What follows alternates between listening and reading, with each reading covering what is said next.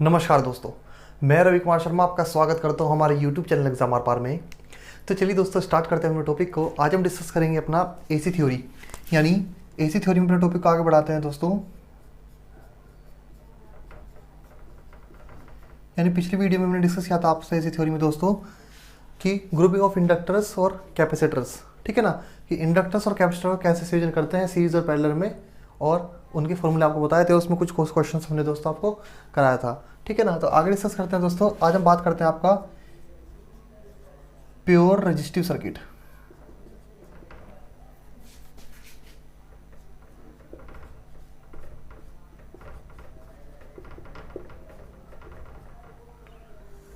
बात करते हैं दोस्तों प्योर रेजिस्टिव सर्किट की, ठीक है ना। इसको हिंदी में क्या बोलते हैं दोस्तों? शुद्ध प्रतिरोधी परिपथ बोलते हैं। इसको हम क्या बोलते हैं? शुद्ध प्रतिरोधी परिपथ बोलते हैं, या क्या बोलते हैं? प्योर रेजिस्टिव सर्किट बोलते हैं, ठीक है ना। तो प्योर रेजिस्टिव सर्किट कैसा होता है दोस्तों? ऐसा परिपथ जिसमें केवल एक रजिस्टर कनेक्ट हो, यानी ऐसा परिपथ जिसमें केवल क्या कनेक्ट हो? एक रजिस्टर कनेक्ट हो, यानी एक रेजिस्टेंस कनेक्ट हो दोस्तों, वो क्या कहलाएगा? मेरा एक प्योर रेजिस्टिव सर्किट कहलाता है, ठीक है ना। एक ऐसा परिपथ जिसमें केवल क्या कनेक्ट हो? आपका एक रजिस्टर, ठीक है ना, एक रजिस्टर कनेक्ट हो दोस्तों, वो क्या कहलाएगा? हमारा प्योर रेजिस्टिव सर्किट कहलाता है दोस्तों, ठीक है ना। और इसमें क्या होता है? आपका इंडक्टेंस और कैपेसिटेंस का मान क्या होता है दोस्तों? शून्य होता है। इसमें किसी प्रकार का कोई इंडक्टर या कैपेसिटर कनेक्ट नहीं होता। यानी ऐसा परिपथ जिसमें केवल एक रजिस्टर कनेक्ट हो दोस्तों, वो क्या कहलाता है? मेरा प्योर रेजिस्टिव सर्किट कहलाता है, ठीक है ना। क्या कहलाता है? प्योर रेजिस्टिव कहलाता है। यानी इसमें केवल क्या होता है? जनरली हमारा एक ही प्रतिरोधक कनेक्ट होता है, ना तो कोई इंडक्टर कनेक्ट होता, कोई इंडक्टर या कैपेसिटर कनेक्ट नहीं होते। केवल क्या होता है? केवल और केवल क्या होता है? आपका रेजिस्टेंस कनेक्ट। यानी जिस परिपथ में केवल एक रेजिस्टेंस जुड़ा हो, वही मेरा क्या कहलाएगा दोस्तों? एक प्योर रेजिस्टिव सर्किट कहलाता है दोस्तों, ठीक है ना। और इसमें क्या होता है जनरली हमारा कि इसमें विद्युत धारा और विद्युत वाहक इन फेज रहते हैं। यानी जब भाई ना तो कोई इंडक्टर है, कोई इंडक्टर भी नहीं है इसमें, ठीक है ना, और कोई कैपेसिटर भी नहीं है, कोई कैपेसिटर भी नहीं है। तो इंडक्टर और कैपेसिटर नहीं है हमारा, तो इसमें किसी प्रकार का एंगल नहीं बनेगा। यानी वोल्टेज और करंट के बीच में किसी प्रकार का एंगल नहीं होता जनरली। तो कोई एंगल नहीं होगा, तो जो वोल्टेज जो करंट रहेंगे वो दोनों क्या रहेंगे दोस्तों? आपका इन फेज रहेंगे। क्या रहेंगे? आपका इन फेज रहते हैं, ठीक है ना। इसमें आपको याद रखना है। तो क्या होता है दोस्तों आपका कि शुद्ध, इसको हम और क्या बोल सकते हैं जी? हमारा प्योर रेजिस्टिव सर्किट है दोस्तों। इसमें जनरली हमारा कि इसमें इंडक्टेंस व कैपेसिटेंस गुण शून्य होते हैं, इसलिए प्रतिरोध धारा प्रवाहित होने पर, ठीक है ना, इसलिए इसमें जब सर्किट में हमारी प्रतिरोध धारा फ्लो होगी दोस्तों, ठीक है ना, क्या फ्लो होगी? हमारी अल्टरनेटिंग करंट जो फ्लो होगी हमारी, कि प्रतिरोध धारा प्रवाहित होने पर, ठीक है ना, परिपथ में विरोधी विद्युत वाहक बल उत्पन्न नहीं होगा। क्या नहीं होगा? विरोधी विद्युत वाहक बल उत्पन्न नहीं होगा, क्योंकि करंट का चेंज नहीं हो रहा भाई। अगर इंडक्टर हमारा होता, उसमें क्या होता है? इंडक्टर में इंडक्शन पढ़ा था जैसे हमने, ठीक है ना, सेल्फ इंडक्शन पढ़ा था, सेल्फ इंडक्टेंस पढ़ा था हमने। इंडक्टेंस बताऊं, सेल्फ और एक म्यूचुअल पढ़ा था हमने। क्या पढ़ा था? म्यूचुअल पढ़ा था। ये तो सेल्फ इंडक्टेंस हो गया और म्यूचुअल इंडक्टेंस हो गया। यानी इसमें सर्किट में केवल रेजिस्टेंस से कनेक्ट है, तो ना इंडक्टेंस है ना कैपेसिटेंस है। तो जब आपका इंडक्टेंस नहीं है दोस्तों, आपका इंडक्टेंस से विद्यमान नहीं है हमारा, तो किसी प्रकार का क्या नहीं होगा? करंट में चेंज नहीं होगा, ठीक है ना। यानी प्रतिरोध धारा प्रवाहित होने पर परिपथ में विरोधी विद्युत वाहक उत्पन्न नहीं होता है, और प्रयुक्त वोल्टता का केवल क्या होगा दोस्तों? जो प्रयुक्त वोल्टता है हमारी, यानी जो एसी तुमने वोल्ट यहाँ पर लगाई है, प्रयुक्त वोल्टता, ठीक है ना, प्रयुक्त वोल्टता को केवल ओमिक ड्रॉप का ही सामना करना पड़ता है। यानी रेजिस्टेंस, यानी जो रेजिस्टेंस में जो आपके वोल्टेज ड्रॉप होंगे, आई इंटू आर में जो ड्रॉप होंगे, ओमिक ड्रॉप यानी वोल्टेज ड्रॉप होंगे, और उसका सामना करना पड़ता है। और इसी कारण से इसमें क्या होता है? वोल्टेज व जो करंट होती है आपकी, वो इन फेज रहती है। क्या रहती है? इन फेज रहती है। भैया आपकी वोल्टेज है मान लो, और यहीं पर क्या होगी? आपकी करंट होगी। यानी वोल्टेज जो करंट है आपको, इसमें क्या रहते हैं? Pure inductive, pure resistive circuit में क्या रहते हैं दोस्तों? इन फेज रहते हैं दोस्तों, ठीक है ना। क्या रहते हैं? हमारे इन फेज रहते हैं। इसमें आपको याद रखना है, ठीक है ना। यानी ऐसा परिपथ होता है जिसमें केवल रेजिस्टेंस से कनेक्ट हो, जिसमें केवल क्या कनेक्ट हो?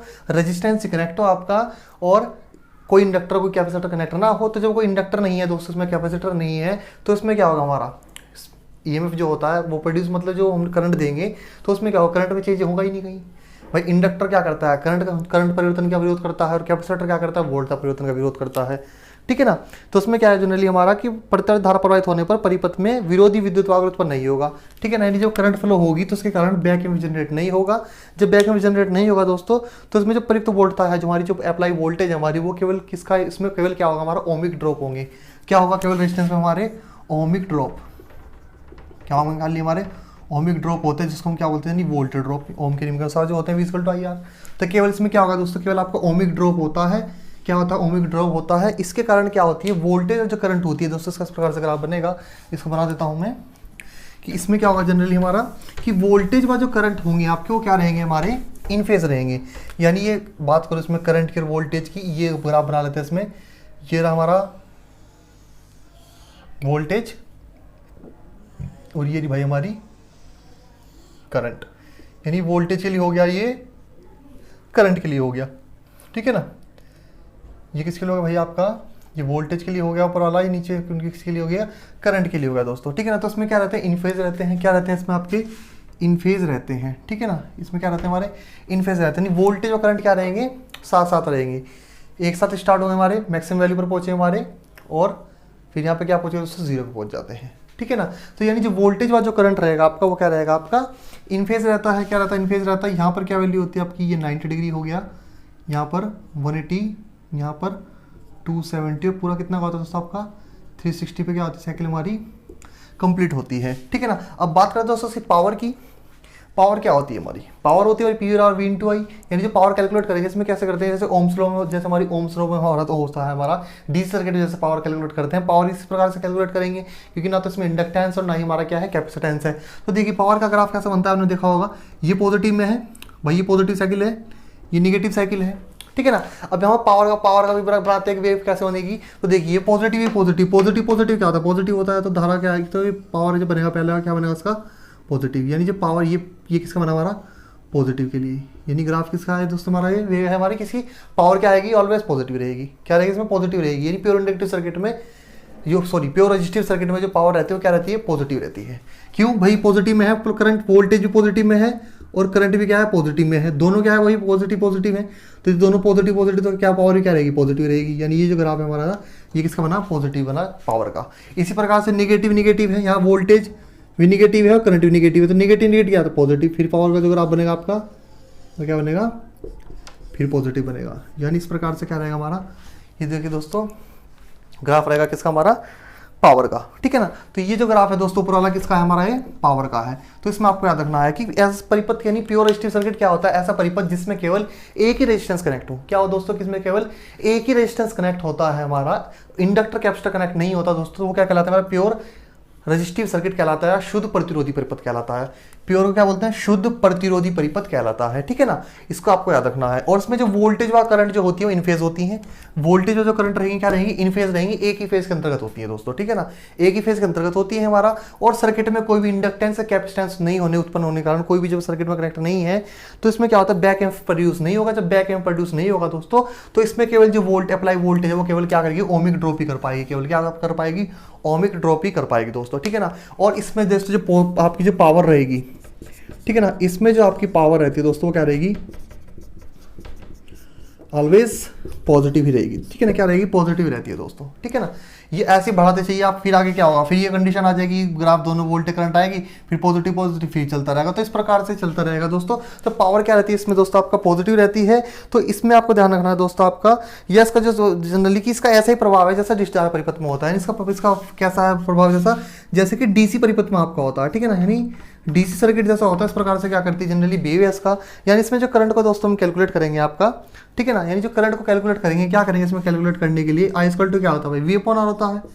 आई इक्वल टू क्या होता है, वी अपॉन आर होता है। हम ऐसी थ्योरी पढ़ रहे हैं तो आपको बताया था दोस्तों, इसमें रेजिस्टेंस की जगह क्या होता है, इंपीडेंस होता है, ठीक है ना। इसमें रेजिस्टेंस की जगह क्या होता है आपका, इंपीडेंस होता है। तो इसको मैं क्या लेके चलूंगा, इसको मैं लिखूंगा दोस्तों आपका, यानी इसको मैं लिखेंगे आगे क्या लिखूंगा मैं यहाँ पर कि I equal to V upon Z, ठीक है ना। क्या लिखेंगे दोस्तों इसको, I equal to V upon Z. यानी इस परिपथ में जेड प्रतिरोधी का कुल प्रतिरोध होता है दोस्तों, जिसे परिपथी बाधा बोलते हैं, ठीक है ना। यानी जेड क्या है दोस्तों, यहाँ पर सर्किट का परिपथ है, यानी रेजिस्टेंस है एक प्रकार का। क्या है हमारा है, प्रतिबाधा बोलते हैं इसको। क्या है हमारी दोस्तों, ये प्रतिबाधा है। ये क्या है हमारी प्रतिबाधा होती है दोस्तों। क्या है हमारी ये दोस्तों, हमारी प्रतिबाधा होती है, ठीक है ना। यानी प्रतिरोधी परिपथ में या का कुल प्रतिरोध है जनरली। यानी प्रतिबाधा यानी जेड क्या करता है हमारा, एक भाई रेजिस्टेंस होता है हमारा, डीसी सर्किट में रेजिस्टेंस लेते हैं और एसी सर्किट में क्या लेते हैं हम, जेड लेते हैं। जेड क्या होती है हमारी, इंपीडेंस होती है, नहीं प्रतिबाधा बोलते हैं। प्रतिबाधा क्या करती है दोस्तों, जो विद्युत धारा फ्लो होने में क्या करेगी, रुकावट को पैदा करेगा, वो मेरा क्या कहलाता है आपका, प्रतिबाधा कहलाती है, ठीक है ना। तो यानी इस प्रकार के जो प्योर रेजिस्टिव सर्किट जो होगा, जिसमें हम जो करंट को कैलकुलेट करेंगे वो डीसी परिपथ के अनुसार ही करेंगे। फर्क क्या आ जाएगा, बस I equal to V upon R की जगह वी अपॉन आपको जेड लिख देना है और आप इसकी इसमें करंट कैलकुलेट दोस्तों हो जाएगी, ठीक है ना। इसमें आपकी करंट कैलकुलेट आपकी हो जाएगी, ठीक है ना। इतना आपको इसमें याद रखना है, और कुछ इसमें नहीं आता दोस्तों, ठीक है ना। इसमें पूछा जाता है जो आपसे जनरली होता है, ठीक है ना। और जो आपकी दोस्तों इसमें पावर कैलकुलेट करेंगे दोस्तों, पावर कैसे कैलकुलेट होगी हमारी, पावर कैलकुलेट करने क्या करते हैं, P बराबर वोल्टेज इंटू करंट, यानी पावर किस प्रकार से कैलकुलेट हो जाएगी इसमें हमारी, P बराबर V into Y power calculate हो जाती है, यानी पावर जो आती है वोल्टेज इंटू करंट करेंगे तो हमारी पावर निकल कर आ जाती है, ठीक है ना। तो पावर का फॉर्मूला क्या रहेगा दोस्तों, P बराबर V इंटू वाई, ठीक है ना। तो पावर किस में आती है आपकी, वाट में आती है, किस में आती है दोस्तों, वाट में आती है। वोल्टेज यूनिट आपको सब पता वोल्ट होती है, इंपीडेंस की यूनिट क्या होती है, ओम होती है, क्योंकि प्रतिरोध एक प्रकार का सर्किट में, और आई की क्या होती है दोस्तों आपकी, एम्पियर होती है। यूनिट आप लोगों को सबका याद रखना है, ठीक है ना। तो इसको नोट कर लीजिए दोस्तों, ये होता है हमारा प्योर रेजिस्टिव सर्किट दोस्तों, ठीक है ना। क्या होता है हमारा, प्योर रेजिस्टिव सर्किट होता है। इतना आप लोगों को इसमें याद रखना है, जो आप लोगों से पूछा जाता है वो इसमें इतना पूछेगा, ठीक है ना। यानी करंट का आपको बता दिया, करंट कैलकुलेट कैसे होगी, I equal to V upon Z करके करंट कैलकुलेट हो जाएगी, ठीक है। और वोल्ट तक, और वोल्टेज कैसे, वोल्टेज हमारी ये जो वोल्टेज होगी केवल ओमिक ड्रॉप होता है इसमें, और इस प्रकार से क्या बनता है, equal to V upon Z, और पावर कैलकुलेट कैलकुलेट हो सकती है पी बराबर वी इंटू वाई, ठीक है ना, पी बराबर वी इंटू वाई वाट, ठीक है। तो ये आता है दोस्तों आपका प्योर रेजिस्टिव सर्किट, ठीक है ना। ये क्या आता है हमारा प्योर रेजिस्टिव सर्किट होता है, ठीक है। ये आप इसको बना लीजिए, एक आपको ये बनाना है, एक आपको ये बनाना है दोस्तों, ठीक है ना। और एक आपको फेजर का बनाना है, कि फेजर होता है इस प्रकार से होता है कि ये वोल्टेज है आपकी, ठीक है ना, ये वोल्टेज है की लाइन में, और एक लाइन में क्या होती है हमारी, करंट होती है।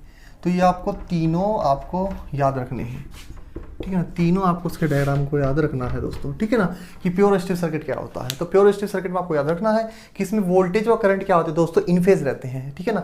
वोल्टेज व करंट क्या रहते हैं दोस्तों, इन फेज रहते हैं, एक ही फेज के अंतर्गत होते हैं, क्योंकि इसमें कोई इंडक्टेंस या कैपेसिटेंस नहीं होता, तो वोल्टेज व करंट के बीच में कोई एंगल नहीं होता, कोई एंगल नहीं होगा दोस्तों, तो क्या रहेंगे, एक ही फेज के अंतर्गत रहेंगे, ठीक है ना। इतना आपको इसमें याद रखना है दोस्तों, ठीक है ना। इतना आप लोगों को इसमें याद रखना है, ठीक है ना। ये हमारा सदिश आरेख हो गया, यानी वेक्टर आरेख बोलते हैं सदिश आरेख, जनरली इतना आप लोगों को याद रखना है। ये हमारा तरंग आरेख हो जाता है, और ये हमारा सर्किट हो जाता है, ठीक है ना। बताया था अभी आपको, देखिए दोस्तों, कि हमारा क्या होता है, प्योर रेजिस्टिव सर्किट कहलाता है, ठीक है ना। क्या होता है हमारा, प्योर रेजिस्टिव सर्किट कहलाता है, ठीक है। तो फिलहाल मैं आपसे इतना कहना चाहूँगा दोस्तों, अगर आपको वीडियो पसंद आए तो लाइक करें, शेयर करें, हमारे चैनल को क्या करें, सब्सक्राइब करें।